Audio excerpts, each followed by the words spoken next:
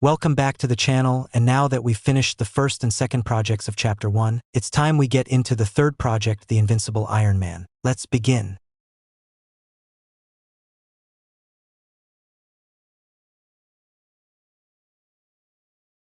Our cold opening begins back in 1971 at an orphanage as we see Howard and Maria Stark enter. One of the orphanage nurses grabs a baby and gives him to his new Stark parents. Maria names the baby boy Anthony Edward Stark, but you guys know him as Tony Stark.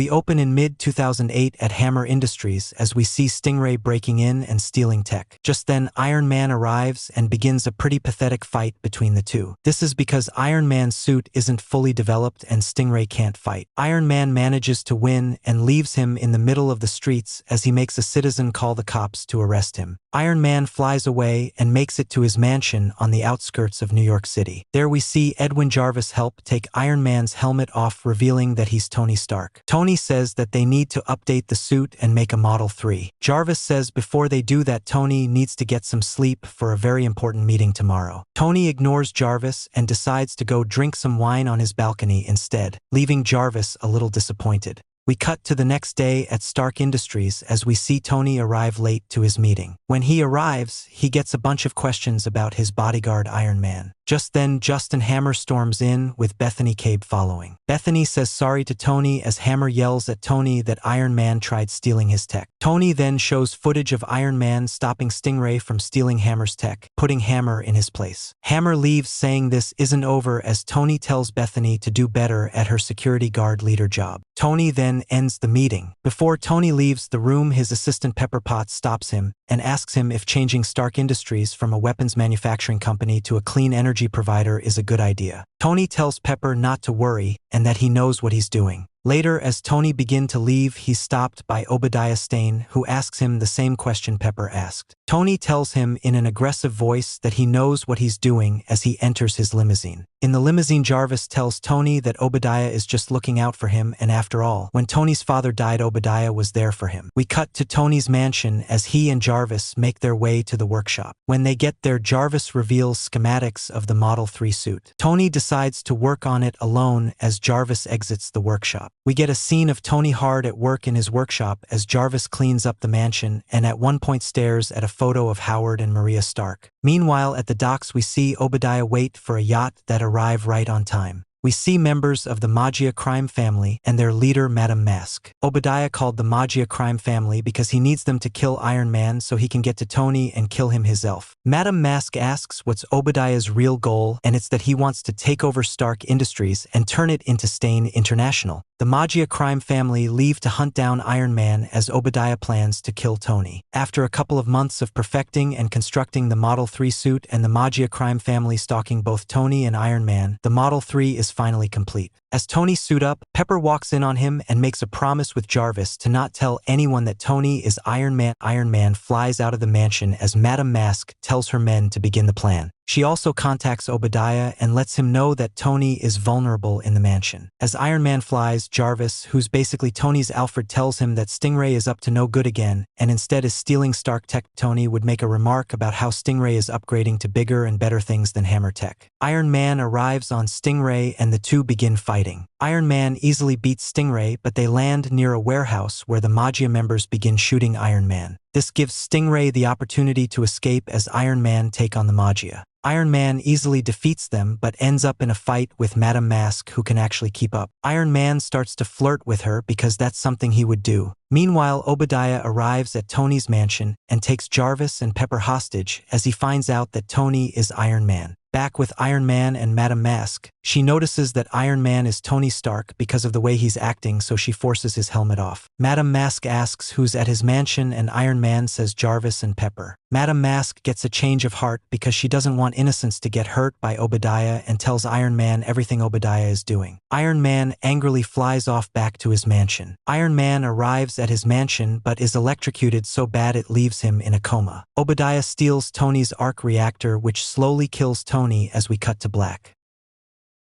We cut to a couple of weeks later as we see Tony wake up in his bedroom with a new arc reactor. Tony sees Jarvis and Pepper watching the news of Obadiah reopening Stark Industries as Stain International. Tony asks what had happened after he was knocked out, and Pepper explains that Jarvis created a new arc reactor for Tony. Obadiah took over Stark Industries and reverted it back to a weapons manufacturing company, and everyone thinks Iron Man is dead. Tony goes into his workshop and tries to suit up, but Pepper and Jarvis tries to stop him. Tony says his parents would want him to get the company back, which causes Jarvis to go set up the comms for Tony as we see him suit up. Tony flies off to Stain International as Pepper asks Jarvis why would he allow Tony to go. Jarvis says that Tony and his father have a charm that he could never resist, even when Tony was younger. Jarvis says that he made a promise to look out for Tony and to always do what's best for him. Jarvis sees Tony getting his company back is what's best for him because it can prove that Tony could actually develop as a person. Iron Man arrives at Stain International as Bethany tells Iron Man that she thought he was dead because he was missing for weeks. Iron Man asks where Obadiah is and Bethany says that he's in Tony's old office. Iron Man arrives to the office to see Obadiah sitting in his chair. Obadiah does a typical bad guy monologue until Iron Man's attacked by a bigger Iron Man. It's Ironmonger being remote controlled by Obadiah. Ironmonger punches Iron Man to the lobby where he tells Bethany to evacuate the building, which she does. Obadiah gets into the Ironmonger suit and begins a fight with Iron Man. We see Bethany evacuate everyone from the compound as Iron Man and Ironmonger fight all around the compound. We see Jarvis scouting out patterns and strays for Tony as Pepper watches the battle on the news. During the fight, Obadiah reveals that he's the reason why Tony was kidnapped in Afghanistan, and he was the one who got Ho Insen killed. We see Tony remember him and Insen building the Model 1 in the cave and Insen dying soon after. Tony crashes out after hearing Obadiah's words and tackles him into a nearby parking lot. Obadiah picks up Tony and throws him onto the ground, but before he can end him, he's shot by something with electric bullets. It's Madame Mask who came to help. Iron Man and Madame Mask team up to take down Ironmonger, which works and leaves his suit damaged. Iron Man tackles Ironmonger into a building where Iron Man has him beat. Ironmonger decides that he doesn't want to atone for his actions and kills himself. This action scars Tony. Iron Man walks out of the building as people cheer that he won. As Iron Man fly away, we see those S.H.I.E.L.D. agents arrive and clear the area so they can clean things up. Tony arrives back at his mansion and throws up after seeing Obadiah's suicide. That knocks out Tony as we cut to black.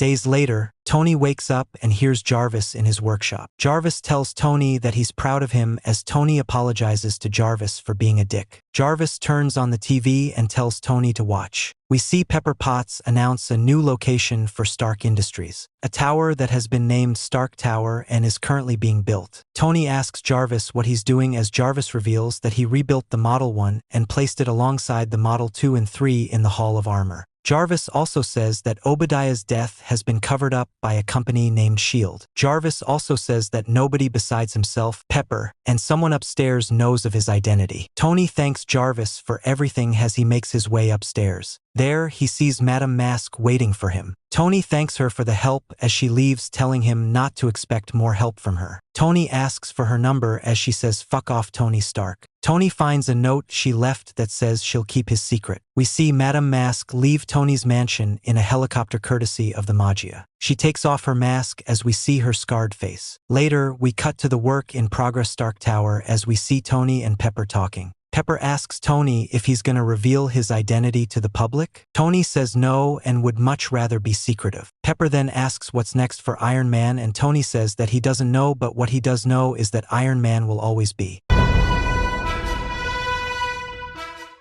What are you building, Stark? One night, Tony and Jarvis enter Tony's mansion as we see that they have a guest. It's director Nick Fury Jr., who says as if gamma accidents, shrinking hippies, and Norse gods weren't enough, he has to deal with an idiot flying around in an expensive suit. Tony asks who he is and Fury introduces himself. Fury asks for Tony's help because they just found something. A war hero buried in the Arctic's ice. Tony immediately figures out who he's talking about and says he'll help. Fury says he'll send him the coordinates and date as he leaves. Jarvis then shows Tony the schematics of the Model 4, saying it'll do great in the Arctic as we see Iron Man Model 4. And that was the Invincible Iron Man. Note that I want to highlight the evolution of Iron Man suits just like how they did in the real MCU. I will refer to them as Model 1, 2, 3, 4, etc. Model 1 is nicknamed the bunker suit, Model 2 is nicknamed the prototype suit, and Model 3 is nicknamed the classic suit. Stay tuned for the next projects where we have to deal with shrinking hippies. See you guys later.